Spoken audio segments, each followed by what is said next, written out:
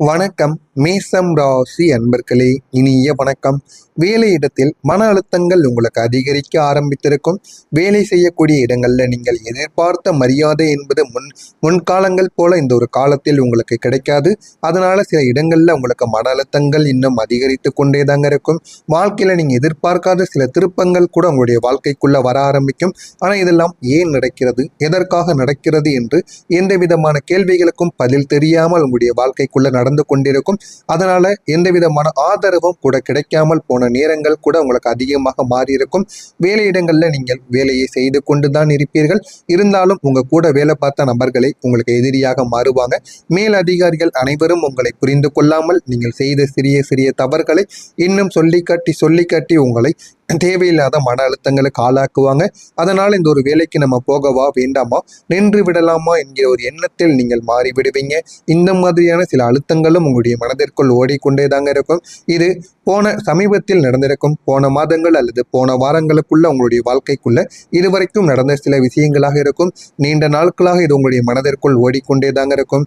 ஏன் அப்படின்னா, உங்கள் மேலதிகாரிகள் அனைவரும் இது வேலை செய்யக்கூடிய நபர்களுக்கு மட்டும் கிடையாது, தொழிலிலும் வேலை செய்யக்கூடிய நபர்கள், கீழே வேலை பார்க்கக்கூடிய நபர்கள் அனைவரின் வாழ்க்கையிலும் இது நிச்சயமாக பொருந்தத்தாங்க செய்யும்.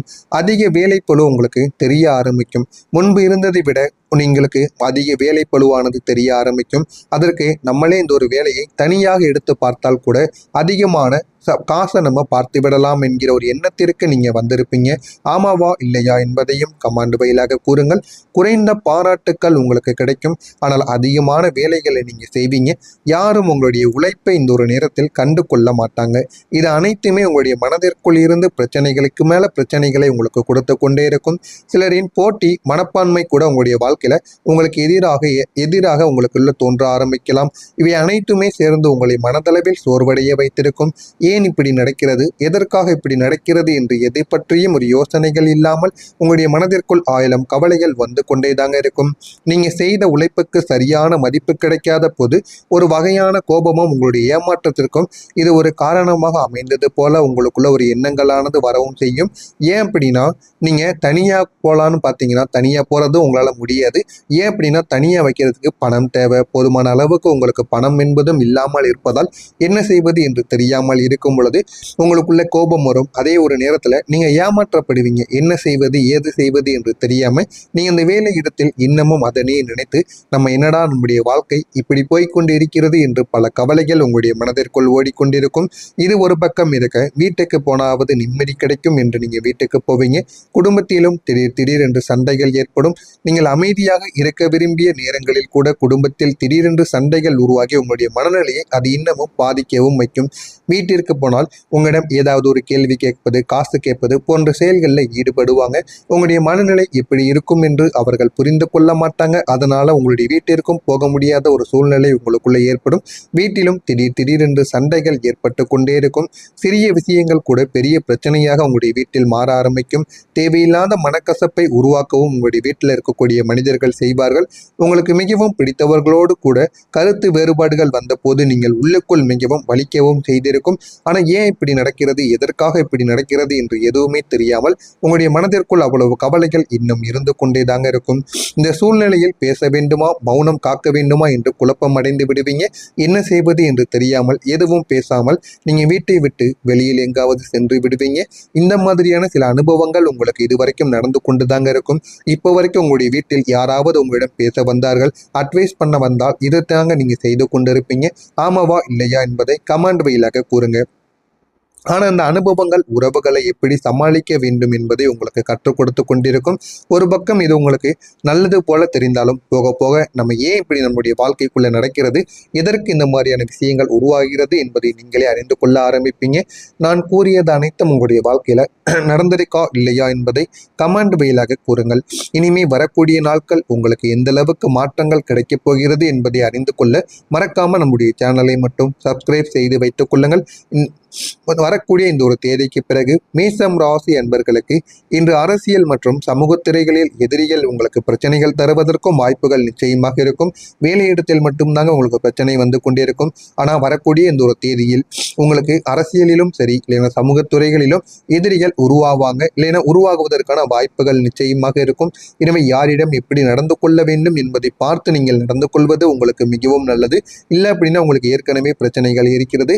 இந்த ஒரு பிரச்சனையும் நீங்கள் இழுத்து வைத்து விட்டீர்கள் என்றால் தேவையில்லாத சிக்கல்களுக்கு நீங்க ஆளாக்கப்படுவீங்க. பணியிடத்தில் நீங்கள் தொடர்ந்து கடினமாக உழைக்க வேண்டியது உங்களுடைய வாழ்க்கையில அவசியமான ஒன்றாக இதுவரைக்கும் இருந்து கொண்டேதாங்க இருக்கும். எனவே முடிந்த அளவுக்கு நீங்க உழைக்கத்தான் செய்வீர்கள். ஆனால் உங்களுடைய உழைப்புக்கேற்ற பணம் வந்தாலும் உழைப்புக்கேற்ற மரியாதை என்பது வராது. நீங்கள் அதைத்தாங்க எப்பொழுதுமே எதிர்பார்ப்பீங்க. அது உங்களுடைய வாழ்க்கையில கிடைக்காமல் இருப்பது இன்னமும் உங்களுடைய வாழ்க்கைக்குள்ள சின்ன சின்ன பிரச்சனைகளை உருவாக்கி கொண்டேதாங்க இருக்கும். மாலையில உங்களுக்கு விருந்தினர்கள் வருகையால் உங்களுடைய செலவுகள் அதிகரிக்கக்கூடும். உங்களுடைய விருந்தினர்கள் வரலாம், நண்பர்களை நீங்கள் சந்திக்கலாம். ஆனால் இந்த ஒரு நாளோட மாலையில உங்களுக்கு இந்த ஒரு நேரத்தில் உங்களுக்கு பணமானது செலவழிய வாய்ப்புகள் அதிகமாக உங்களுடைய வாழ்க்கைக்குள்ளே இருக்கும். சந்திரன் 10ஆம் வீட்டிலும் சனி பகவான் இன்று செவ்வாய் கிரகங்கள் 11ஆம் வீட்டிலும் சஞ்சரித்து கொண்டிருக்கின்றன. எனவே உங்களுடைய வாழ்க்கையில அனைத்து அவசியமான பணிகளையும் சரியான நேரத்தில் நீங்கள் முடிக்க வேண்டும் எனில் திட்டமிடலும் முழு முயற்சிகளையும் நீங்கள் எடுக்க வேண்டும். முழு முயற்சியுடனும் திட்டமிட்டும் நீங்கள் வாழ்க்கையில ஓடி பாருங்க. இதுல போதுமான அளவுக்கு வாழ்க்கையில உங்களுக்கு வெற்றி என்பது கிடைக்க ஆரம்பிக்கும். திட்டமிடாமல் இனி வரக்கூடிய நாட்களை தொடங்காதீர்கள்.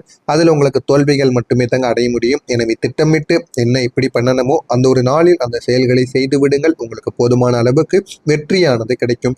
கொடுத்த வாக்குறுதிகளை இனிமேல் நீங்க காப்பாற்ற வேண்டும். காப்பாற்றாமல் விட்டாலும் அதற்கும் ஒரு கெட்ட பெயரானது உங்களுக்கு வரத்தான் செய்யும். எனவே முடிந்த அளவுக்கு கொடுத்த வாக்குறுதிகளை எப்படியாவது காப்பாற்றி விடுங்கள். அதுதான் உங்களுக்கும் நல்லது, உங்களை சுற்றி இருக்கக்கூடிய மனிதர்களுக்கும் மிகவும் நல்லது.